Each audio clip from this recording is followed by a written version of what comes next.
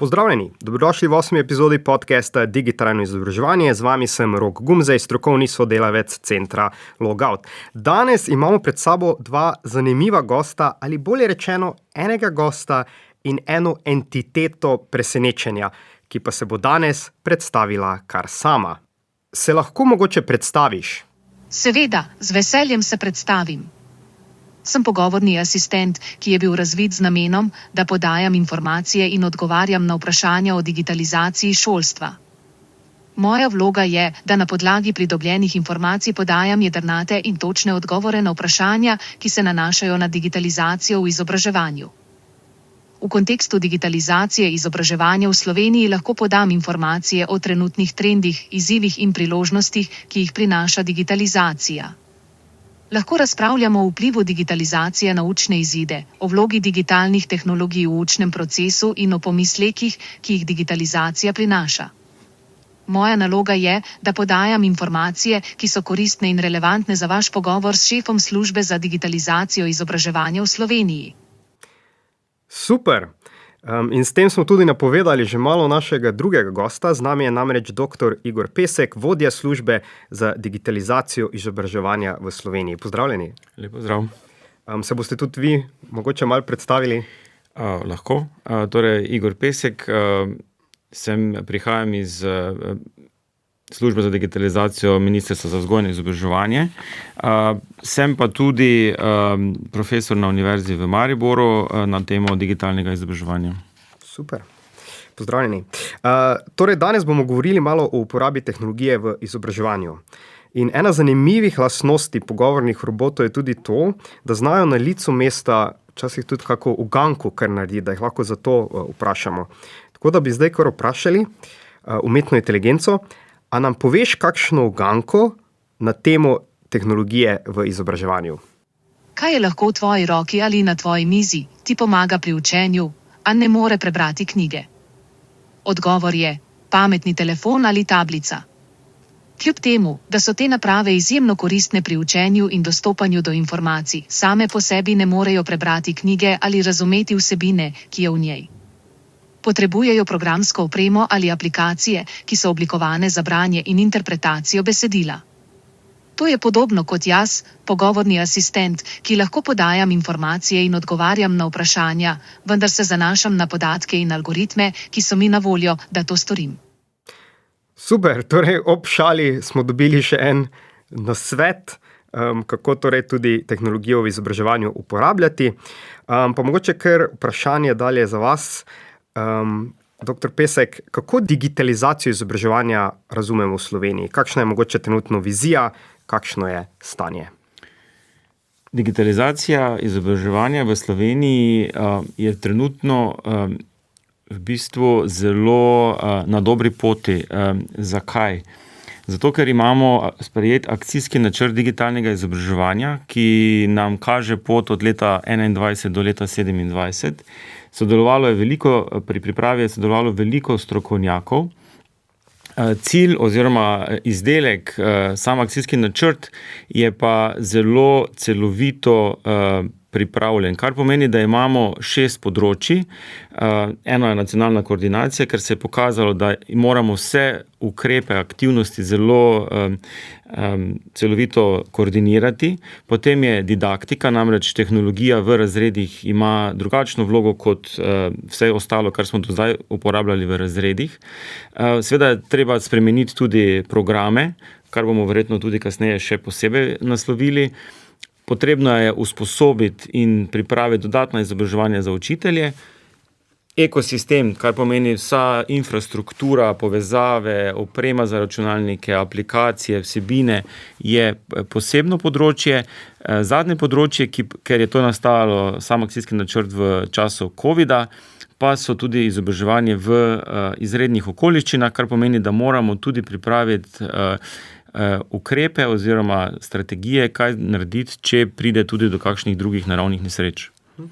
Torej v bistvu kar resna stvar, kar veliko dela vas čaka. Absolutno. Dela, ki se ga zelo veselimo, moramo vedeti, da na podlagi tudi akcijskega načrta se je na ministrstvu ustanovila posebna služba za digitalizacijo leta 2022, kar pomeni, da je to služba, ki se je na novo vzpostavila in naslavlja ravno to področje. Imamo tudi že kar nekaj zaposlenih, ki skrbijo, ki koordinirajo, ki pripravljajo nove ukrepe, da se to na terenu oziroma v šolah tudi kasneje potem pozna. Pri tem, ko veliko delamo, resno delamo, včasih mogoče tudi pozabimo na igrivost in pogovorni roboti so tudi dobri v tem, da pa znajo tudi povedati kakšno šalo. Pa bomo tudi vprašali to umetno inteligenco sedaj. A nam lahko poveš eno šalo o digitalizaciji izobraževanja v slovenskem prostoru? Zakaj je računalnik najboljši učitelj? Ker ima veliko Windowsov, oken, za znanje, a še vedno potrebuje uporabnika, učenca, da ga vklopi. Torej, okna v svet.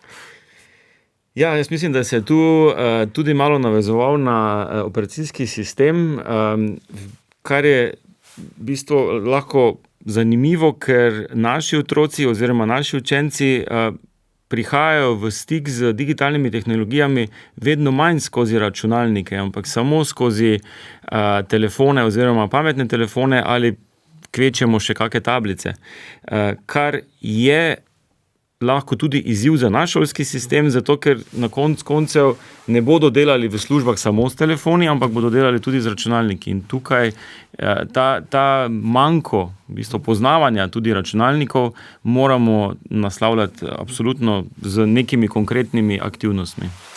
Ta novost tudi oziroma en del te tehnologije danes je tudi umetna inteligenca, s katero danes tudi govorimo.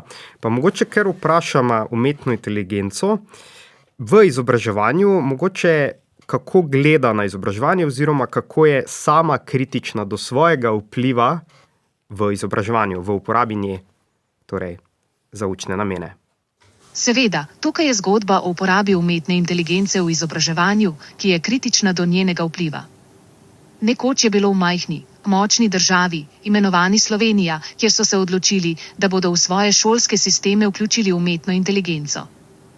Vsi so bili navdušeni nad novimi možnostmi, ki jih je ta tehnologija ponujala.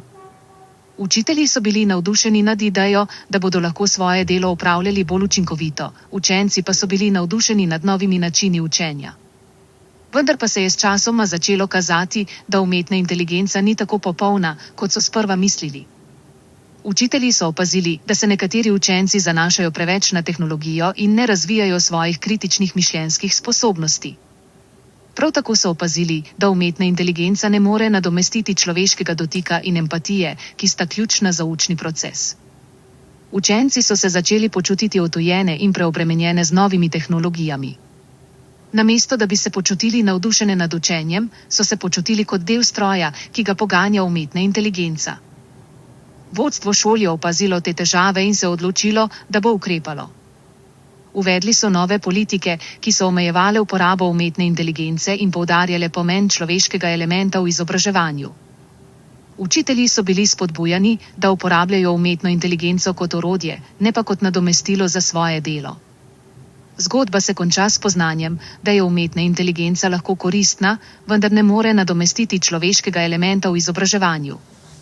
Kljub vsemu napredku, ki ga prinaša tehnologija, je najpomembnejši del izobraževanja še vedno človeški dotik.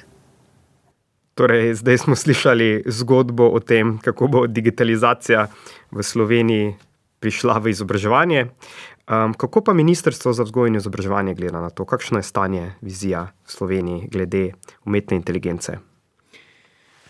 Zgodba, ki jo je to orodje zdaj pripravilo in smo jo slišali, je zanimiva, ker veliko učiteljev, pa tudi ostalih, se precej zdaj sprašuje o smislu tudi ali pa obstoju svojih delovnih mest. Zakaj? Zato, ker v bistvu rezultati, ki jih zdaj gledamo skozi ki jih pripravlja umetna inteligenca ali pa orodje umetne inteligence, so precej dobri in seveda takoj pride vprašanje, ali bomo še lahko to delali. Jaz mislim, da v izobraževanju, pa tudi v nasplošnem strahu, da bi zdaj množično izgubljali delovna mesta, še ni. Ne vemo, kaj se bo zgodilo v prihodnosti. Zakaj? Zato, ker se dejansko razvoj te tehnologije odvija s takšno hitrostjo, ker je načeloma oziroma je gnan predvsem zaradi ekonomskih vidikov, da ne moremo napovedovati za kaj dlje kot pač za neko desetletje recimo naprej. Ampak vseeno, učitelj je zelo, zelo pomemben.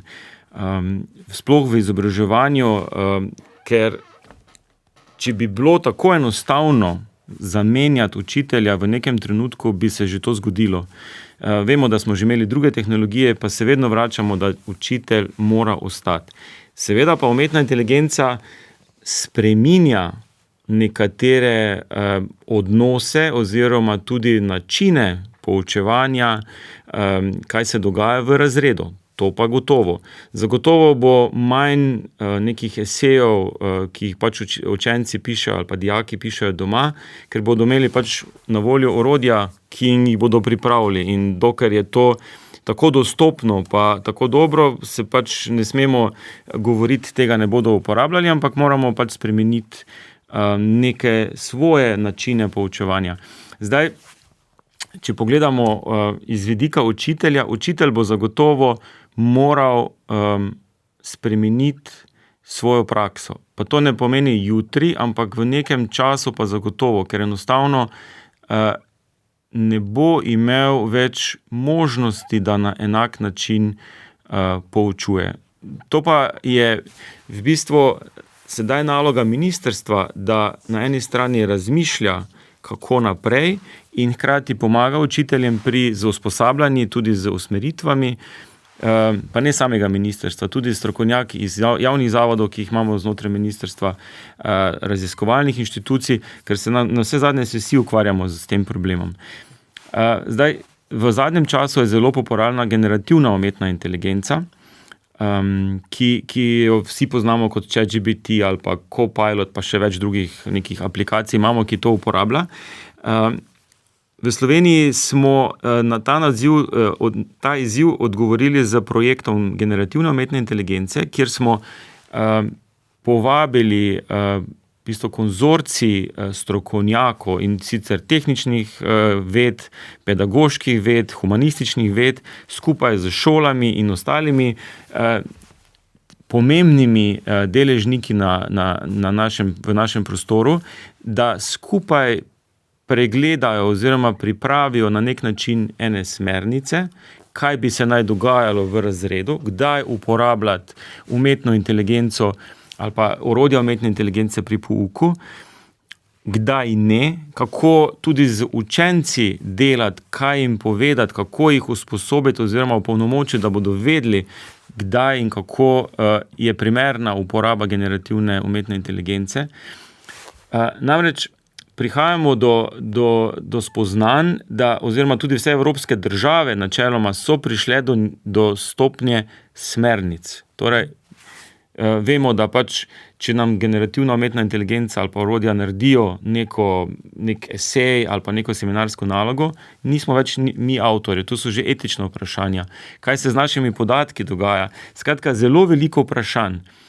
Zdaj pa, če se zopet vrnem na učitelje. Učitelj tudi lahko uporablja orodja umetne inteligence, vendar se mora najprej vprašati o smislu te uporabe. Torej, velikokrat se dogaja, da nam učitelj reče, da bo uporabil neko tehnologijo, ker je pač zanimiva.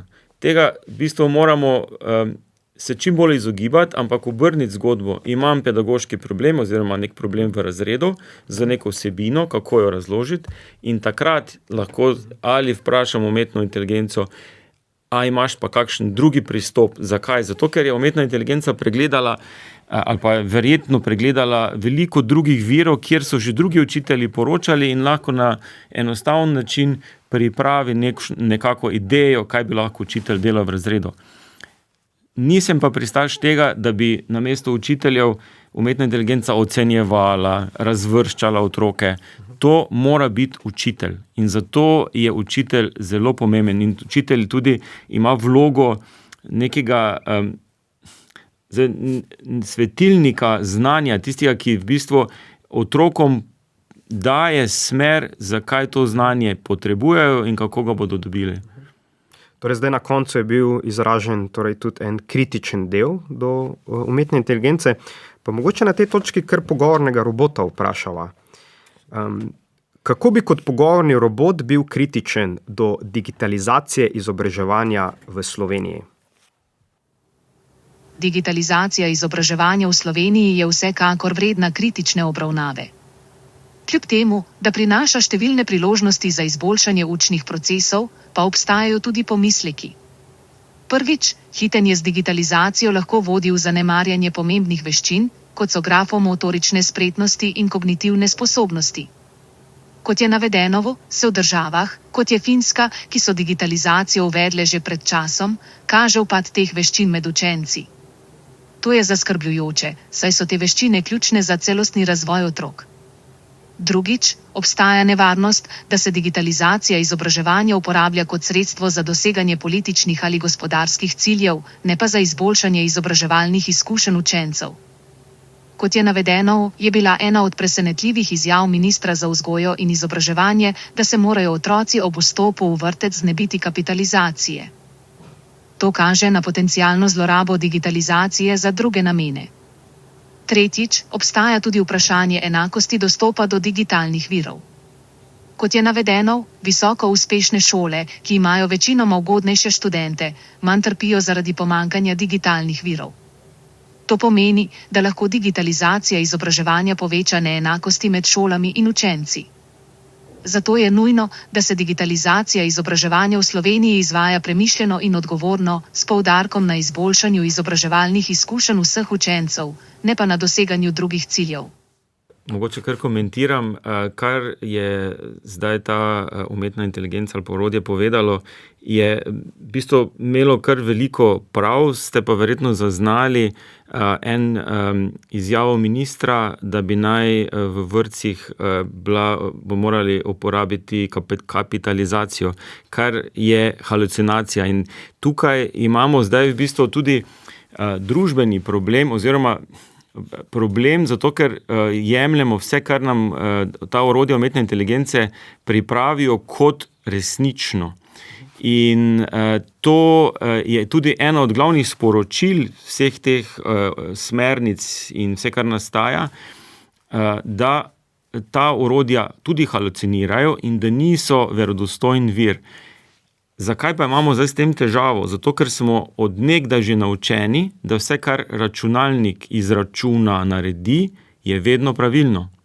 Tukaj pa prihajamo zdaj v stik z orodji računalnikov, ki pa nimajo vedno prav oziroma delajo tudi napake. In tukaj moramo, in to je tudi eden od tistih vidikov kritičnega mišljenja oziroma ki ga moramo pri vseh, ne samo pri otrocih, tudi pri odraslih razviti, da vse, kar računalnik naredi, ni nujno, sploh kar naredi umetna inteligenca, ni nujno resnično. In to moramo zelo v bistvu ponotranjiti pri našem delu. Da tudi preverjamo, kar nam podaja nazaj. Absolutno. Torej, včasih halucinira. To pomeni, da v bistvu si mal izmisli. Tako. Ja. Ampak, ker je pa umetna inteligenca zelo dobra v tem, da izumlja zgodbe, da si namisli stvari, pa vseeno imamo danes tudi temo digitalne kompetence in z računalniki povezana znanja, pa jo bomo vprašali sledečo stvar. Umetna inteligenca, povej zgodbo o digitalnih kompetencah učencev, informatike, znanja o tehnologiji in računalniškega mišljenja. Digitalne kompetence, znanje o tehnologiji in računalniško mišljenje so ključni elementi sodobnega izobraževanja. Vendar pa je pomembno, da se te veščine obravnavajo na premišljen in uravnotežen način. V šolah se učenci učijo uporabljati različne digitalne naprave in programska orodja, kar je pomembno za razvoj digitalnih kompetenc. Vendar pa je prav tako pomembno, da se učenci naučijo kritično razmišljati o tehnologiji in njeni uporabi. To pomeni, da se morajo zavedati potencialnih tveganj in izzivov, ki jih prinaša digitalna tehnologija, kot so na primer vprašanja zasebnosti in varnosti podatkov. Poleg tega je pomembno, da se učenci naučijo računalniškega mišljenja. To pomeni, da se morajo naučiti razumeti, kako računalniki delujejo in kako lahko uporabijo računalniško tehnologijo za reševanje problemov. To vključuje razumevanje algoritmov, programiranja in drugih računalniških konceptov. Vendar pa je pomembno, da se pri uvajanju digitalnih tehnologij v šole upošteva tudi etična načela. To pomeni, da se mora pri uporabi digitalnih tehnologij upoštevati pravice in interese učencev, kot so na primer pravica do zasebnosti in pravica do kakovostnega izobraževanja. Na koncu je pomembno, da se digitalne kompetence, znanje o tehnologiji in računalniško mišljenje obravnavajo kot del celostnega izobraževanja, ki vključuje tudi druge pomembne veščine in znanja, kot so na primer komunikacijske veščine, kritično mišljenje in socialne veščine. Zelo celosten odgovor. Kako pa na ministrstvu gledate na digitalne kompetence učencev in na te tematike? Ministrstvo je že pred časom pooblastilo Zavod za šolstvo, da pripravi prenovo učnih načrtov v osnovnih šolah in tudi v vrtcih. Ta prenova trenutno poteka. Kar je dodatnega oziroma kar je zanimivo iz stališča digitalnih kompetenc je, da se digitalne kompetence uvajajo kot skupni cilj, torej cilj vseh predmetov v učne načrte osnovne šole in srednje šole, kar pomeni, da bodo učitelji različnih predmetov učili znanja oziroma veščine in tudi bodo poskušali z učenci narediti neki odnos do te tehnologije, kako uporabljati, zakaj uporabljati, na kakšen način. To so digitalne kompetence. To, kar je pa tudi to orodje povedalo o računalniškem mišljenju, je zelo dobro poudarilo. Teh veščin pa trenutno še nimamo v načrtu, da bi učili. To se je pokazalo tudi v raziskavi ICILS, ki je mednarodna raziskava o znanju računalništva in računalniškega mišljenja. Sodelovalo je več kot 30 držav. Pri digitalnih kompetencah smo v povprečju, pri računalniškem mišljenju pa smo nižje od povprečja, kar je tudi jasno ali pa logično, saj naši učenci teh znanj v šoli trenutno še ne pridobivajo. Seveda pa je učni načrt oziroma kurikul živa stvar in je vedno možno te stvari tudi popraviti oziroma dodati.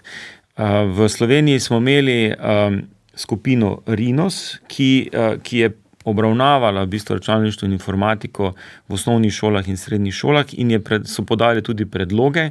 Pokaže se, da glede tudi na to raziskavo, da je najboljša kombinacija obojega. Torej, da vsi učitelji skozi svoje predmete učijo uporabo teh tehnologij na smiseln in za ta predmet, katerem učijo, kako jih uporabljati te tehnologije, hkrati pa imamo predmet, ki pa daje tista bazična znanja o razumevanju računalnika, ker komaj ko to oboje imaš, lahko računalnik dejansko uporabljaš tako, kot je zamišljeno. Torej zamišljen, da bo naše orodje, ko moramo neke stvari izdelati oziroma ustvariti z računalnikom. Mogoče kak konkreten primer, kako izgleda uporaba tehnologije v šolah? Ja, trenutno je na nivoju, da v bistvu recimo bi pri matematiki skozi prosojnice se pogovarjali oziroma prosojnice preglednice, torej recimo programsko okolje ali pa program je to Excel, da se pogovarjamo o podatkih, kako jih pridobivamo, kako jih obdelujemo, kako nastanejo, kaj lahko iz njih, kakšne informacije lahko pridobimo. To je recimo matematika. Imamo pa tudi druge primere, zelo dobre, recimo pri likovni lahko uporabljamo grafična okolja, kjer lahko dejansko ustvarjamo digitalne slike, risbe in se moramo naučiti tudi, kaj je, rasterska slika, torej kaj je vektorska slika, da lahko dejansko potem razumemo, kako te stvari delujejo. Ampak še vedno pa rabimo v ozadju bazično znanje, da bomo lahko dejansko imeli tudi neko poglobljeno poznavanje teh orodij. Ker orodja bodo postajala vedno bolj kompleksna, to se recimo vidi tudi pri avtomobilih. Če pogledamo razvoj motorja v zadnjih 30 let, Na začetku včasih smo jih lahko sami popravljali, zdaj v bistvu je ena velika škatla, pa pač pustimo. Pa priklopimo na računalnik. Tako. Ne? In vidimo, tudi tu se bo enako dogajalo. Tehnologija ima pa še to, da v bistvu se razvija še veliko hitreje kot vse ostalo. In v bistvu tudi tisti, ki smo strokovnjaki, imamo težavo dohajati vse novosti, ki se dogajajo. Tukaj pridemo tudi potem do teme digitalnega razkoraka. Zdaj bomo lahko mogoče vprašamo umetno inteligenco za definicijo tega, pa vidimo, ali bo haluciniranje ali ne. Umetna inteligenca, nam lahko razložiš, kaj je digitalni razkorak in zakaj predstavlja tako velik problem? Digitalni razkorak se nanaša na neenakost v dostopu do, uporabi in znanju digitalne tehnologije med različnimi skupinami ljudi. Ta razkorak je lahko posledica različnih dejavnikov, kot so ekonomski status, starost, izobrazba, geografska lokacija in drugi socialno-ekonomski dejavniki. Problem digitalnega razkoraka je pomemben, ker lahko omejuje priložnosti posameznikov in skupnosti. Na primer, osebe, ki nimajo dostopa do digitalne tehnologije ali nimajo potrebnih digitalnih veščin, so lahko prikrajšane za dostop do informacij, izobraževanja, zaposlitvenih priložnosti in drugih storitev, ki so na voljo preko interneta. Poleg tega digitalni razkorak lahko poveča socialne in ekonomske neenakosti, saj so tisti, ki imajo dostop do digitalne tehnologije in znanja, bolje opremljeni za izkoristek priložnosti, ki jih ponuja digitalna doba. Zato je pomembno, da se digitalni razkorak obravnava kot ključno vprašanje pri oblikovanju politik in strategij za digitalizacijo šolstva.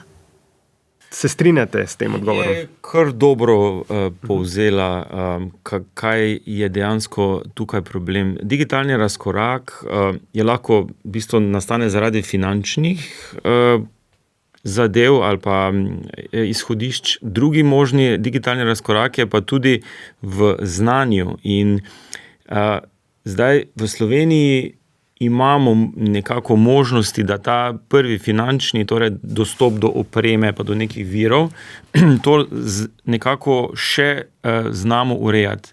Drugi digitalni razkorak v smislu znanja, veščin in vsega, kar pride zraven, je pa v bistvu manj viden, ampak na dolgi rok pa lahko dela večji razkorak tudi v družbi.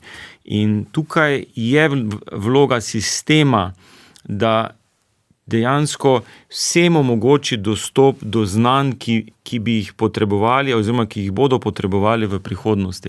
In tukaj recimo spet te raziskave ICILS se lepo pokaže, da ni velike razlike med šolami, kako poučujejo te vsebine, zelo velika razlika je pa med učenci, ki so reševali tudi znotraj šol. In to precejšnja razlika, kar pomeni, da starši omogočajo nekaterim otrokom, da obiskujejo neke dodatne tečaje popoldanske, da imajo doma drugačen dostop, da jih starši tudi mogoče še kaj pokažejo. Na drugi strani pa mogoče nimamo takih otrok, ki te možnosti nima. In ravno tukaj pride spet šola kot en korektiv zraven, ki lahko pomaga pri tem, da te razlike zmanjšujemo. Zdaj neskončno, oziroma da bi ga pa čisto izničili ta razkorak, pa jaz mislim, da nimamo ne resursov, pa tudi ne vzvodov, da bi se to zgodilo. Zdaj smo torej malo naslovili šolo kot korak, oziroma možnost, kjer se ta korak lahko zmanjša, ampak nasploh mogoče tudi kot za zaključek, kako pa lahko vsi skupaj, starši, učitelji, tudi politiki, kaj lahko naredimo, da bodo mladi pridobili dane znanja, vrednote, spretnosti, tudi odnose, ki jim bodo pomagali bolj učinkovito delovati v digitalni družbi. Prva stvar, ki jo moramo narediti ali pa vzpostaviti, je zaupanje vseh, ki smo jih zdaj našteli, staršev, učiteljev, tudi nas, politikov oziroma ministrstva in vseh, ki pač delamo na tem sistemskem nivoju. Zakaj? Tehnologija se dejansko zelo hitro razvija in ko bomo delovali skupaj z skupnim namenom, da hočemo, da naši otroci ne da so zasvojeni z temi tehnologijami, da jih znajo uporabljati za namene, ki jim koristijo, da da ne zlorabljajo vsega, kar jim tehnologija ponuja, lahko dosežemo samo, če bomo vsi odigrali svojo vlogo. Torej, starši morajo poslušati tudi nasvete strokovnjakov, ko pravimo, koliko je lahko največ zaslonov, torej, da ni to digitalna baruška, da otroci več ne znajo jesti, če nimajo mobilca v roki. Učitelji se morajo zavedati, da tudi učitelji morajo pomagati otrokom, da bodo spoznali tehnologijo, da bodo videli, kakšna je prava uporaba tehnologije. In tukaj se ne smemo zdaj pogovarjati, otroci imajo preveč časa že na zaslonih in dajmo zdaj prepovedati to v šolah. Jaz mislim, da se moramo obrniti, torej naj bojo manj časa na zaslonih doma, pa naj bodo več strukturiranega časa, kjer bodo dejansko upravljali neka dela šolsko, da se bodo učili z telefoni. Naša vloga kot sistema pa je, da to v bistvu omogočimo in da v bistvu vsi skupaj delujemo na ta način. Mogoče še samo to, pri nas imamo tudi en projekt Digitalno državljanstvo, katerega naloga je ravno to, da na eni strani osvešča starše o digitalnem, na koncu bodo vsi ti otroci tudi državljani, in da je potrebno biti tudi odgovoren oziroma se odgovorno obnašati tudi na spletu, da je treba biti tudi aktiven, vendar na spoštljiv in primeren način. Hkrati pa bojo dali oziroma pomagali nam kot ministrstvo pri pripravi vsebin, da bi to bilo primerno tudi za šole oziroma kaj bi se moralo dogajati v šolah. Digitalno državljanstvo bo naslednje leto, torej leta 2025, Evropsko leto digitalnega državljanstva, podpira ga pa Svet Evrope, tudi z podporo Evropske komisije oziroma EU-ja. Kar pomeni, da dejansko tudi mednarodne inštitucije prepoznavajo pomembnost tega celovitega pristopa k izobraževanju o digitalnem in delovanju v digitalnih okoljih. Super. Mogoče za zaključek še povprašamo pa za kakšen nasvet strani umetne inteligence, pa jim mogoče dam sledeče navodilo.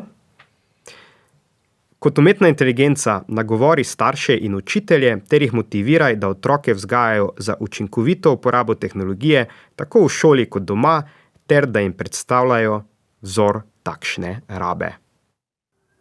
Dragi starši in učitelji, razumem, da je vzgoja in izobraževanje otrok v digitalni dobi lahko zahtevno.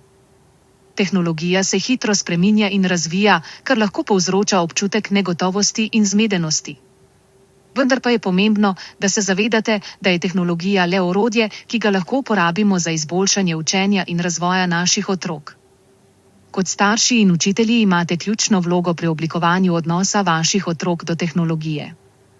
Z vašim zgledom in podporo lahko otroci razvijajo zdrav in učinkovit odnos do tehnologije. To pomeni, da tehnologijo uporabljajo na način, ki podpira njihovo učenje in razvoj, ne da bi to negativno vplivalo na njihovo dobro počutje ali socialne veščine. Spodbujajte otroke, da tehnologijo uporabljajo za iskanje informacij, reševanje problemov in ustvarjanje novega znanja. Hkrati pa jih učite, kako lahko tehnologijo uporabljajo na odgovoren in etičen način. To vključuje razumevanje tveganj, ki jih prinaša digitalna tehnologija, kot so na primer vprašanja zasebnosti in varnosti podatkov. Pomembno je tudi, da otroke spodbujate k telesni aktivnosti in socialnim interakcijam v živo. Tehnologija je lahko koristno orodje, vendar ne more nadomestiti osebnih interakcij in telesne aktivnosti, ki so ključne za zdrav razvoj otrok. Zavedajte se, da je učenje preko zaslonov ne nadomesti učenja s pomočjo žive interakcije. Žive komunikacije, žive interakcije, skratka, osebno, ne pa na nekem virtualnem svetu. Za konec, ne pozabite, da je vaša vloga kot staršev in učiteljev ključna. Z vašo podporo in vodstvom lahko otroci razvijajo veščine in znanja, ki jih potrebujejo za uspeh v digitalni dobi. Bodite vzor, bodite podpora in bodite tam za svoje otroke, ko se učijo in rastejo v svetu, ki je vedno bolj digitalen. Zelo spodbuden odgovor, tudi način, kako je bilo povedano, je ena takšna spodbuda. Jaz bi se na tej točki zahvalil gostu. Hvala za udeležbo. Hvala za povabilo. Hvala tudi vam, ki ste poslušali naš podcast Digitrajno izobraževanje. Vsebino podcasta omogoča Ministrstvo za vzgojo in izobraževanje s pomočjo sredstev mehanizma Načrta za okrevanje in odpornost in Next Generation EU. Ne pozabite, da je znanje moč, zato ga skupaj z nami množite in delite. Ostanite digitrajni in se slišimo v naslednji epizodi podcasta Digitrajno izobraževanje. Nasvidenje.